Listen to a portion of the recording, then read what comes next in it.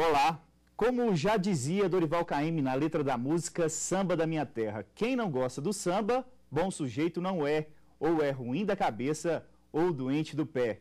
O fórum dessa semana vai falar sobre o Carnaval, uma das festas mais esperadas pelos brasileiros e também pelos estrangeiros que vêm ao Brasil em busca de muita alegria e folia. É uma festa cultural e popular. Mas como será que funciona o financiamento de um evento tão grandioso como o Carnaval brasileiro? E como será? Nesta época, tudo é permitido mesmo? Pois é, nem tudo. Vários estados brasileiros têm leis que regulamentam a festa. Para falar sobre esse assunto, eu recebo aqui no estúdio o secretário adjunto da Secretaria de Cultura do Distrito Federal, Miguel Ribeiro, e o advogado e especialista em direito penal, Rodrigo Belo. Mas antes de começarmos a nossa conversa, vamos assistir uma reportagem sobre o assunto. O Carnaval é a festa mais esperada pelos brasileiros e estrangeiros. O evento cultural teve início há milhares de anos na antiguidade. Com o passar do tempo, a tradição foi se modificando e a folia ganhou novas formas. Para evitar confusões nesta época, os estados e municípios se amparam de regras e leis, como no caso de Queimados, um município paraibano que restringe o uso de máscaras durante o período carnavalesco. Urinar em via pública também é proibido e é considerado ato obsceno que pode levar à prisão de quem o pratica. O Estatuto da Criança e Adolescente, publicado em julho de 1990, determina regras que proíbem a violação de direitos dos menores, como, por exemplo, os que dizem respeito aos cuidados com a exposição deles em festas e eventos como o Carnaval. A lei orienta cada estado a editar a própria portaria para atender às necessidades regionais. O Pinguim, Lex Luthor e o povo da Bahia. Liga da Justiça toca dominar, pula, sai do chão. Pode, Mulher Maravilha.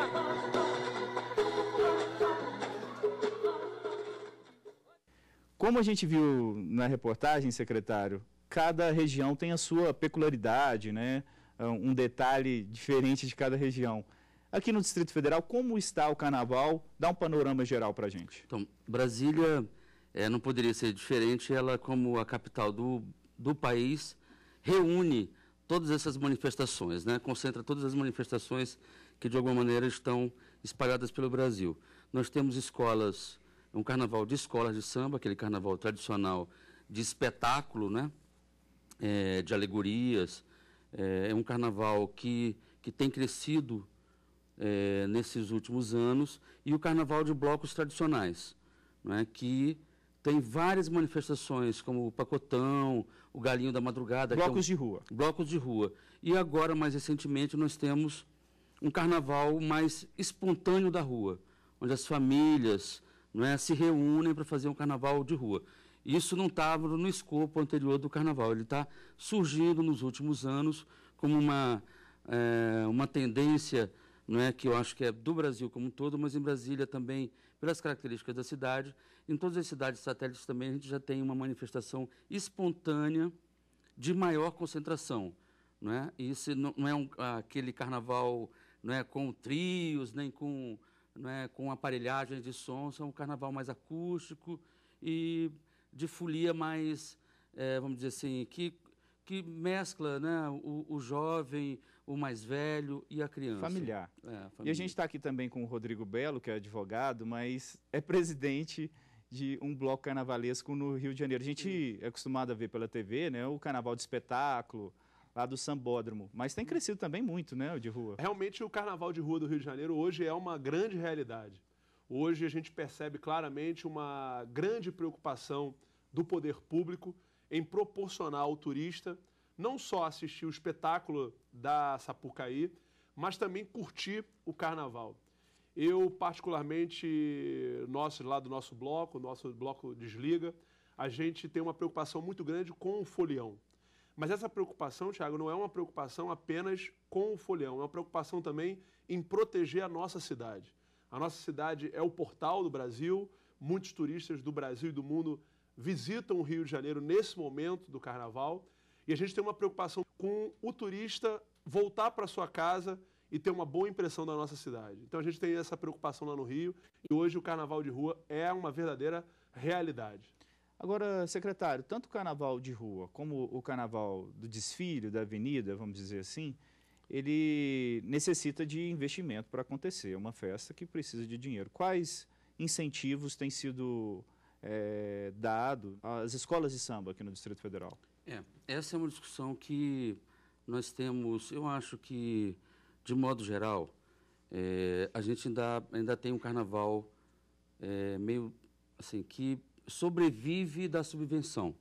Mas as discussões que nós mantemos com esses operadores do carnaval, ou seja, com as ligas, ou de blocos, ou da escola de samba, é encontrar um modelo de maior autonomia, de maior independência.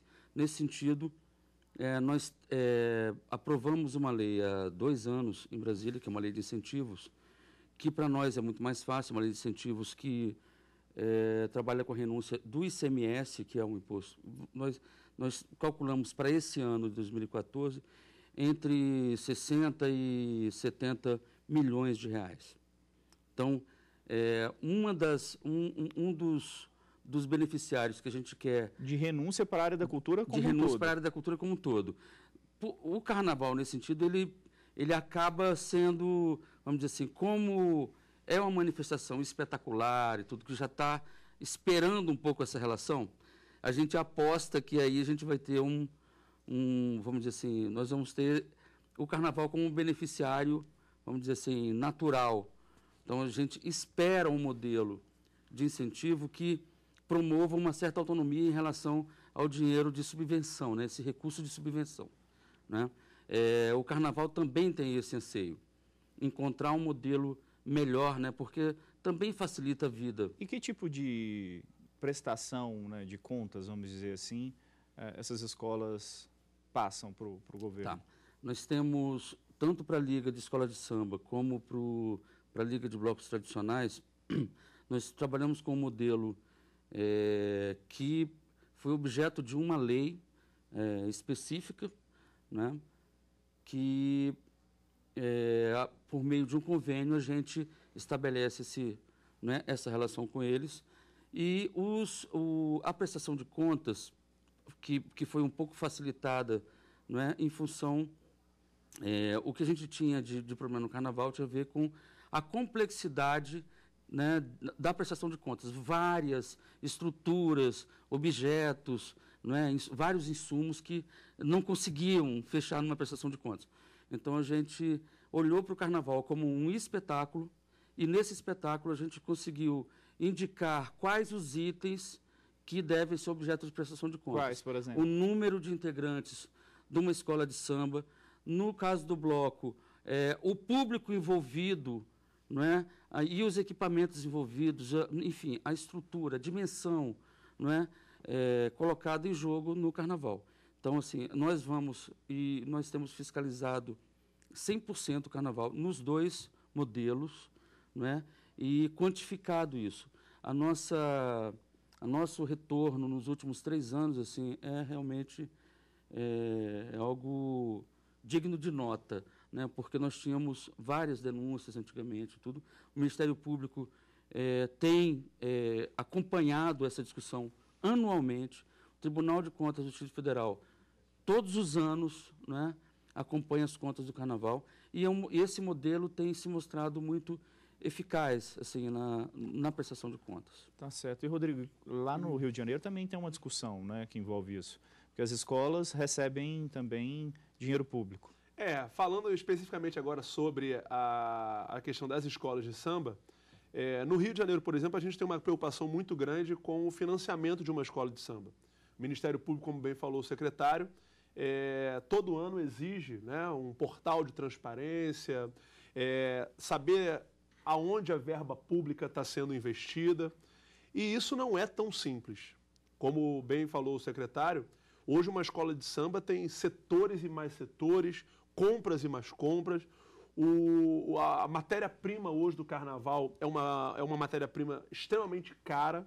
Você colocar uma escola de samba hoje na avenida é muito caro. E realmente a verba pública que é repassada à escola de samba não é suficiente para colocar uma escola na avenida. Então, as escolas estão se movimentando para que empresas particulares também incentivem o desfile de escola de samba. É muito comum a gente ver no Rio de Janeiro os chamados enredos de investidores, onde até outros estados da nação investem no Carnaval do Rio. Hoje está se adotando nas escolas de samba, isso é bem interessante, o que a gente vê muito no futebol, a questão do sócio-torcedor. Hoje você tem escolas no Rio de Janeiro que fomentam a participação do folião, porque no Rio de Janeiro nós somos verdadeiros torcedores. Uma contribuição mensal? Exatamente. Nós no Rio de Janeiro somos verdadeiros torcedores das escolas de samba. Então você vê, por exemplo, notícia essa de jornal do Rio de Janeiro, a Estação 1ª de Mangueira, trazendo o crowdfunding, que é a possibilidade do folião doar um dinheiro para a escola. A questão do salgueiro, por exemplo, a questão do sócio-torcedor. E isso faz com que a aproximação da escola com a comunidade, com a população, e inclusive com um turista que é de fora, seja muito grande. E, além disso, outro detalhe que as escolas também estão fazendo para conseguir fazer um carnaval grandioso são os eventos corporativos. Hoje também você tem parte da escola de samba fazendo essa questão corporativa para financiar o carnaval. Ou seja, festas. Exatamente, fazendo festas. Nós, por exemplo, lá do Bloco de Carnaval, e vários blocos de carnaval do Rio de Janeiro também fazem isso numa formação reduzida para angariar fundos para colocar um bloco hoje na rua. Então a gente tem algumas possibilidades para justamente ter essa possibilidade de não ter prejuízo no carnaval. Isso são eventos regulares, né? Eventos regulares, durante o ano inteiro. Tiago, é interessante hoje você ver no Rio de Janeiro casamentos, os noivos contratando escolas de samba, contratando os blocos de carnaval para fechar uma festa de casamento, formaturas, né? Ou seja, o carnaval não é mais só em fevereiro, né? A gente vive o carnaval 365 dias. Eu vivo o carnaval 24 horas. Até porque, para colocar um bloco na rua, por exemplo, existe toda uma estrutura de apresentação de documentos nos órgãos públicos. E no Rio, especificamente, a gente tem uma preocupação muito grande. Esse é um tema muito interessante, inclusive. Eu quero até aproveitar um pouquinho só para te interromper. Claro. Porque é o tema que a gente vai abordar no próximo bloco. Claro. Justamente como é feito o financiamento dos blocos e também todas essas exigências do poder público para que as escolas e os blocos possam sair nas ruas. A gente vai fazer uma pequena pausa e logo depois do intervalo a gente volta com mais fórum.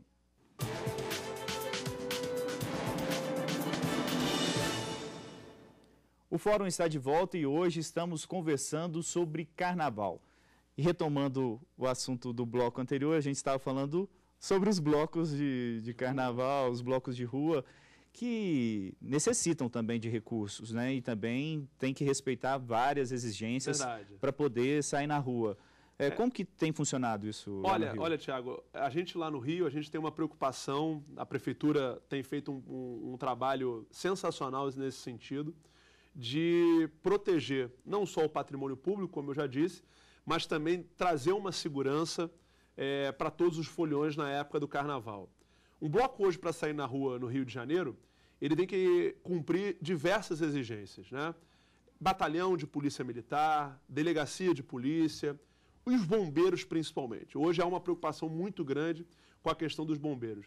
O nosso secretário falou sobre a questão do número de integrantes.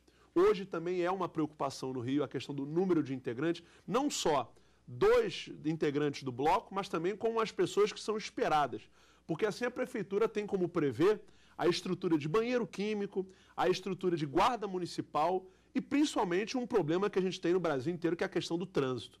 A gente sabe hoje que quando você bota um bloco na rua, principalmente o morador perto, ele fica chateado porque ele perde, de certa forma, a sua liberdade de ir e vir. Então a gente tem um cuidado, a Prefeitura tem um cuidado muito grande de não colocar vários blocos no mesmo bairro, tentar espalhar pela cidade o maior número de blocos. E a questão do financiamento é uma questão interessante. Hoje, os blocos de carnaval no Rio de Janeiro, eles não recebem recurso público. Então hoje, para você montar um bloco de carnaval, é na raça, como a gente diz. É na raça, é na contribuição de cada integrante. Tem patrocínio também? No começo literalmente a paixão de você poder tocar no carnaval. Eu costumo brincar que a gente tem a nossa vida, né? Todos os batuqueiros do bloco têm as suas respectivas vidas profissionais, mas no dia do bloco nós somos artistas. E isso motiva, né, os ensaios durante a semana. E aí, a partir desse crescimento do Carnaval do Rio, algumas empresas multinacionais entenderam que valia muito a pena investir no Carnaval do Rio. Hoje o nosso bloco, né? Exatamente, no Carnaval de rua. Então, hoje a gente tem empresas associadas à prefeitura que fomentam o carnaval de rua. Você tem hoje espalhado pelas cidades, pelo metrô, o roteiro dos blocos, porque a prefeitura percebeu que hoje o folião ele quer vir para o Rio, mas ele quer ir na Sapucaí, e não é todo mundo que pode ir na Sapucaí, mas todo mundo pode curtir o carnaval de rua do Rio. Então, há uma preocupação nesse sentido, e algumas empresas multinacionais têm investido na questão do financiamento do bloco. Vou falar de dois temas que sempre envolvem bastante o carnaval, que é a questão, uma delas é a questão do pessoal que acaba urinando na rua. Exato. E nós temos leis, né, que caracterizam isso como um crime, né? O que ocorre, Rodrigo? Olha, esse foi um tema que a gente até viu na nossa reportagem, né? É um tema extremamente polêmico.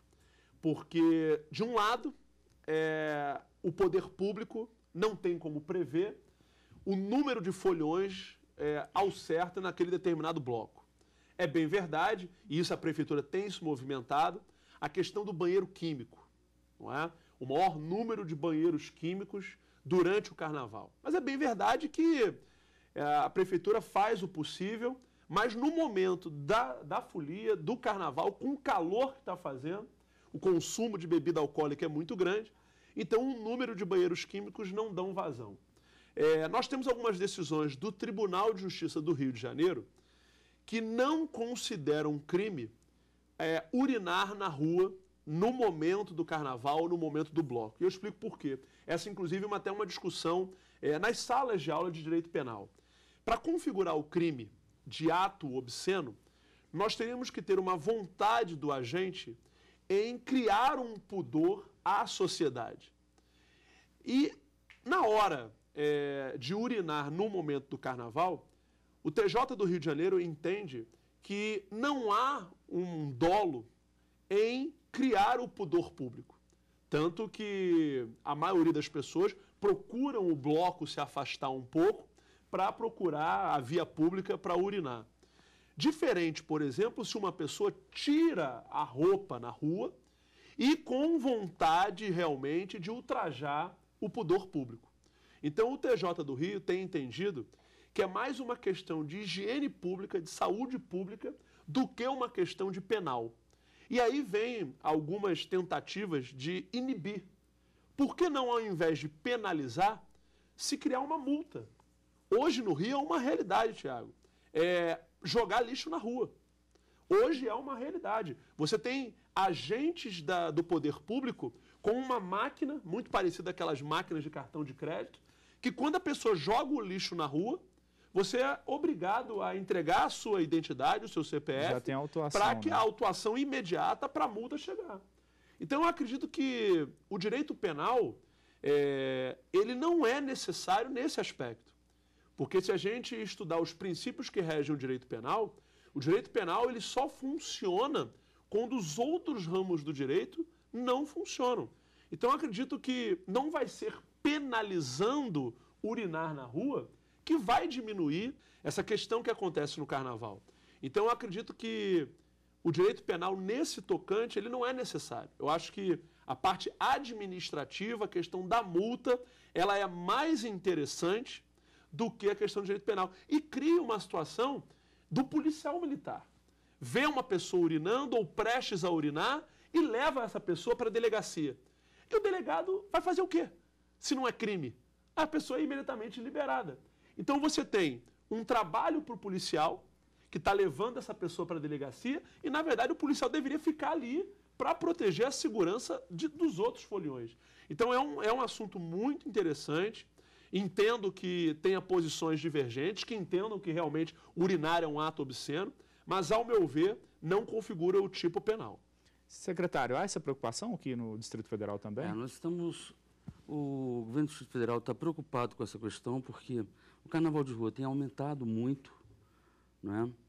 E, assim, a nossa preocupação maior é com o conforto, com o acolhimento das pessoas que vão para a rua, não é? Com os brincantes, com os foliões. Então, esse ano, nós estamos fazendo uma licitação com kits para esse carnaval de rua. Vamos procurar identificar todas essas manifestações, além daquelas que já são mensuráveis e são já mensuradas, não é, pelo poder público, não é, como os blocos de rua, que têm natureza diferente. Nós temos blocos com naturezas muito diferentes em Brasília, que têm trajetos longos, não é, outros mais curtos e grandes concentrações. A diferença de público também, né? O público jovem, aquele que toma mais cerveja, o público familiar e tudo. Então, assim, a nossa intenção esse ano é de oferecer a esses blocos, a essas manifestações, às organizações dessas manifestações, uma estrutura mínima. O senhor falou, né, nos kits. Nos kits. Esses kits vão ter o quê?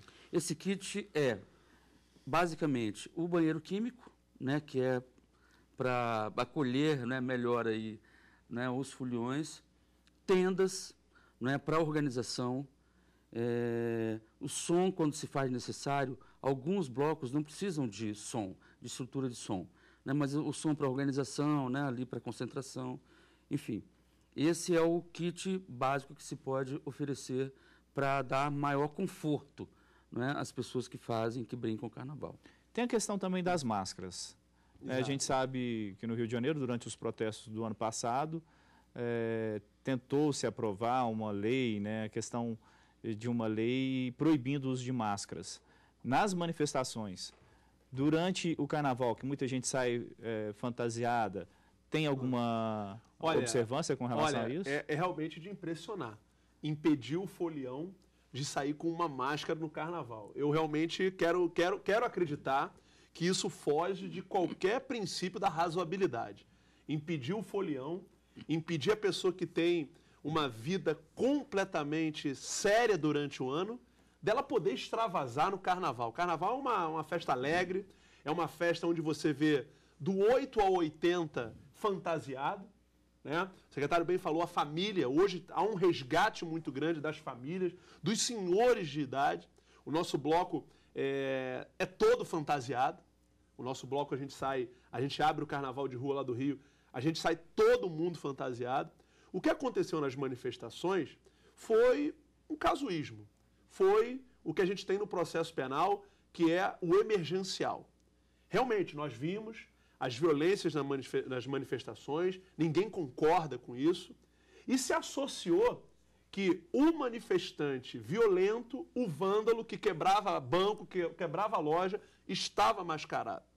Foi apresentado um projeto de lei na Assembleia Legislativa do Rio, criando uma seguinte situação: a possibilidade do policial, numa manifestação política, porque é muito claro você perceber o que é uma manifestação política e o que é um bloco de carnaval. Eu fico imaginando quando os dois se encontram, porque pode ser utilizado durante o carnaval cunhos políticos. A gente vê, inclusive, muitas marchinhas de carnaval com cunhos políticos. Então eu fico imaginando... No Distrito Federal existe um bloco que chama Pacotão, que começou com sátiras. Sátiras políticas. Então eu fico imaginando, secretário, o policial avaliando. Não, aqui é uma manifestação política, não, mas aqui é um carnaval. Então essa questão das máscaras, na questão política, inclusive a OAB se manifestou em sentido contrário a esse projeto de lei, era de o policial militar abordar quem estava mascarado para se criar uma identificação. Há aqui no Distrito Federal alguma preocupação com relação a isso? Não, a gente não tem nenhuma preocupação, porque eu acho que nesse caso aí, a fantasia faz parte do carnaval, né? Não há cabimento, olha, né? Thiago, tem gente, você vê, por exemplo, uma escola de samba, tem fantasias de carnaval caríssimas. Você vê hoje, por exemplo, no Rio de Janeiro, blocos temáticos onde as pessoas, elas investem em fantasia. Então, você tirar isso do folião é triste. E eu acredito que ninguém quer tirar isso do folião. E a gente quer ver, realmente é um carnaval muito bonito e muito alegre para todos. Quero agradecer muito a participação de vocês aqui no fórum. A gente conversou aqui hoje com o secretário adjunto da Secretaria de Cultura do Distrito Federal, Miguel Ribeiro, e o advogado especialista em direito penal e também folião, Rodrigo Belo. Você pode rever este programa na página da TV Justiça. O endereço é o www.tvjustiça.jus.br. Envie também sua sugestão para o programa. O nosso e-mail é o forum@stf.jus.br. Até a próxima semana em mais uma edição do Fórum. Eu espero você.